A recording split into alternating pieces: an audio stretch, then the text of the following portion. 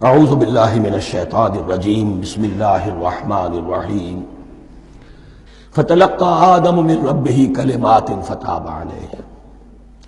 تو سیکھ لیے، حاصل کر لیے آدم نے اپنے رب سے کچھ کلمات، تو اللہ نے ان کی توبہ قبول کر لی۔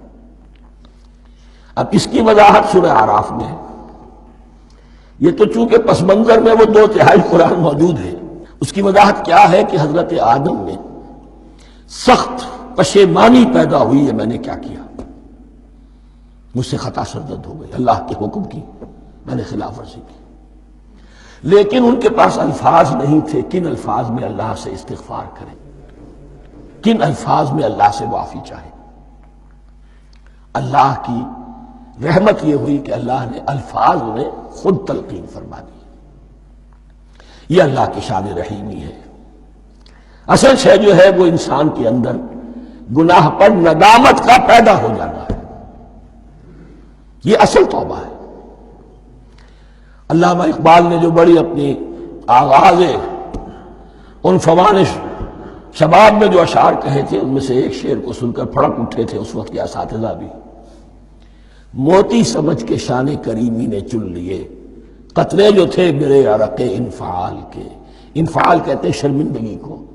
شرمندگی سے میری پیشانی پر جو پسینے کے قطرے نمودار ہو گئے، میرے پروردگار کو وہ اتنے عزیز ہوئے، اس نے انہیں موتی کی طرح چن لیا۔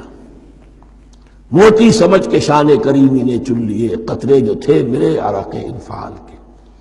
تو فتلقى آدم من ربہ کلمات، ان پر پچھتاوا ہوا، ندامت ہوئی، اللہ نے انہیں الفاظ، وہ الفاظ کیا تھے وہ سورہ اعراف میں ہیں۔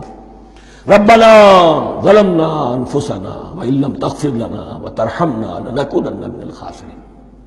اے اللہ، ہم نے اپنی جانوں پر ظلم کیا ہے، اور اگر تو نے ہمیں بخش نہ دیا اور رحم نہ فرمایا تو ہم تو خسارہ والوں میں ہو جائیں گے، تباہ ہو جائیں گے، برباد ہو جائیں گے۔ یہی پر فوری تقابل موجود ہے۔ غلطی ابلیس سے بھی ہوئی، حکم سے سرتابی ہوئی، لیکن اس پر ندامت نہیں ہوئی، تکبر کی بنا پر اور اکڑ گیا، انا خیر منکم۔ غلطی آدم سے بھی ہوئی، نافرمانی ہوئی، لیکن اس پر پشیمان ہوئے اور توبہ کی۔ وہ شیطنت ہے، یہ آدمیت ہے، ورنہ کوئی انسان گناہ سے اور معصیت سے مبرہ نہیں ہے۔ حضور کی ایک حدیث ہے، کل بنی آدم کلکم خطاؤون، کل بنی آدم خطاؤون وخیر الخطائین التوابون۔ آدم کے تمام اولاد، تمام انسان خطا کار ہیں، ان خطا کاروں میں بہتر وہ ہیں، اچھے وہ ہیں جو توبہ کرتے ہیں۔ تو یہاں حضرت آدم سے غلطی ہوئی، ان توبہ کی، پشیمانی ہوئی، ندامت ہوئی، اس نے کی اور اس پر جم گیا، اصرار کیا۔ فتلقى آدم من ربہ کلمات فتاب علیہ انہ هو التواب الرحیم۔ یقیناً وہی تو ہے بہت توبہ کو قبول فرمانے والا اور بہت رحم فرمانے والا۔ یہ نوٹ کیجئے گا، توبہ کا لفظ دونوں طرف سے آتا ہے، بندہ بھی تواب، وخیر الخطائین التوابون، تواب بندے بھی ہو گئے، تواب اللہ بھی ہے۔ اس کی اصل حقیقت کیا ہے؟ بندے نے خطا کی اور دور ہو گیا اللہ سے، اللہ نے اپنی رحمت کی نگاہ اس سے پھیر لی۔ بندے نے توبہ کی، اللہ پھر اپنی رحمت کے ساتھ اس کی طرف متوجہ ہو گیا۔ توبہ کے معنی پلٹنا۔ بندہ معصیت سے توبہ کر کے اپنی اصلاح کی طرف، بندگی کی طرف، اطاعت کی طرف پلٹ آیا۔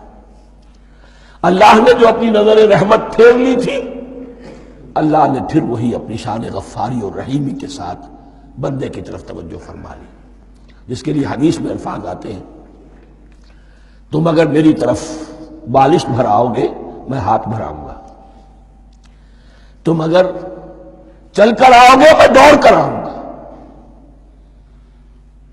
ہم تو مائل بکرم ہے کوئی سائل ہی نہیں، راہ دکھلائیں کسے رہنم منزل ہی نہیں۔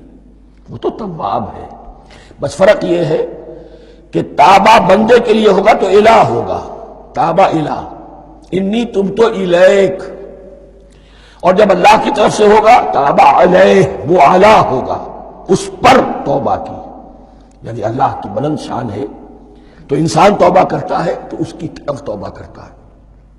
اللہ کی شان کیا ہے؟ وہ توبہ کرتا ہے بندے پر. الا فتاب علیہ انہ هو التواب الرحیم.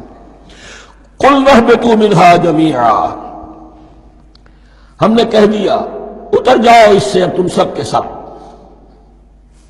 فَإِمَّا يَأْتِيَنَّكُم مِّنِّي هُدًى، اب یہاں لفظ آیا اہبطوا، یہاں بھی پہلے بھی آیا ہے.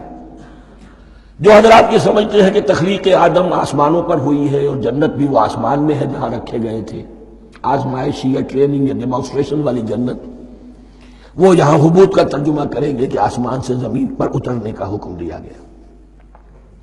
جو لوگ سمجھتے ہیں یہی کسی بلند مقام پر تھے، وہ کہتے ہیں کہ نیچے اترو، کسی بڑی اونچی سطح مرتفع پر اگر کوئی جگہ تھی تو اب نیچے اترو اور جاؤ، اب تمہیں زمین میں ہل چلانا پڑے گا اب روٹی حاصل کرنے کے لیے. یہ جو نعمتوں کے دسترخوان یہاں بچھے ہوئے تھے یہ اب تمہارے لیے نہیں. اس کے لیے اس معنی مجلس کا استعمال جو ہے وہ آ جائے گا آگے چل کر اسی سورہ بقرہ کے اندر، کہ اس معنی میں بھی سورہ بقرہ کے 7ویں رکوع میں یہ لفظ استعمال ہوا ہے. تو امکان اس کا بھی ہے، بس اس سے آگے ادھر یا ادھر کی زیادہ بحث کرنے کا یہ موقع دورہ ترجمہ قرآن میں نہیں ہے.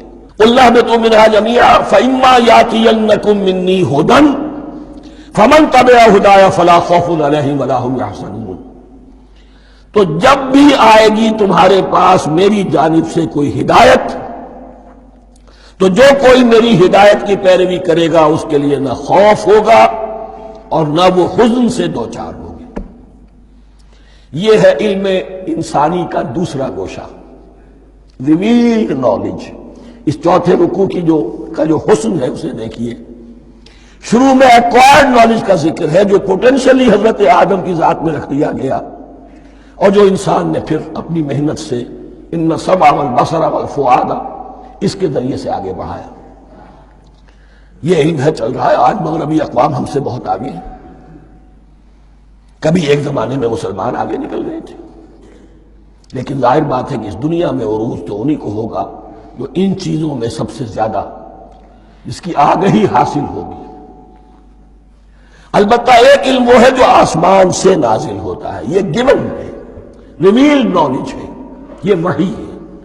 فَإِمَّا يَأْتِيَنَّكُم مِّنِّي هُدًى، تمہارے مقام خلافت کا تقاضا یہ ہے جو احکام ہمارے آئے، جو ہدایات ہم بھیجے، ان کو تو پوری طریقے سے اس کی پیروی کرو. فَمَن تَبِعَ هُدَايَ، تو جو کوئی بھی میری ہدایت کی پیروی کرے گا فَلَا خَوْفٌ عَلَيْهِمْ وَلَا هُمْ يَحْزَنُونَ. وَالَّذِينَ كَفَرُوا، اور جو ناشکری کریں گے، کفر کریں گے، انکار کریں گے، وَكَذَّبُوا بِآيَاتِنَا، اور ہماری آیات کو جھٹلائیں گے، فَأُولَٰئِكَ أَصْحَابُ النَّارِ هُمْ فِيهَا خَالِدُونَ، تو وہ جہنمی ہوں گے، آگ والے ہوں گے، اس میں ہمیشہ ہمیشہ رہیں گے. یہ ہے گویا کہ چارٹر، اس نوع انسانی کو جو ابدی چارٹر اللہ نے دیا ہے، جبکہ زمین کا چارج دے دیا گیا خلیفہ کی حیثیت سے. یہاں یہ 4 رکوع جو ہے سورہ بقرہ کے جو میں نے عرض کیا تھا، قرآن کی دعوت، قرآن کا بنیادی فلسفہ، اس پر یہ جام ہے، اور یہ مکی صورتوں کے مضامین کا خلاصہ. صدق اللہ العظیم.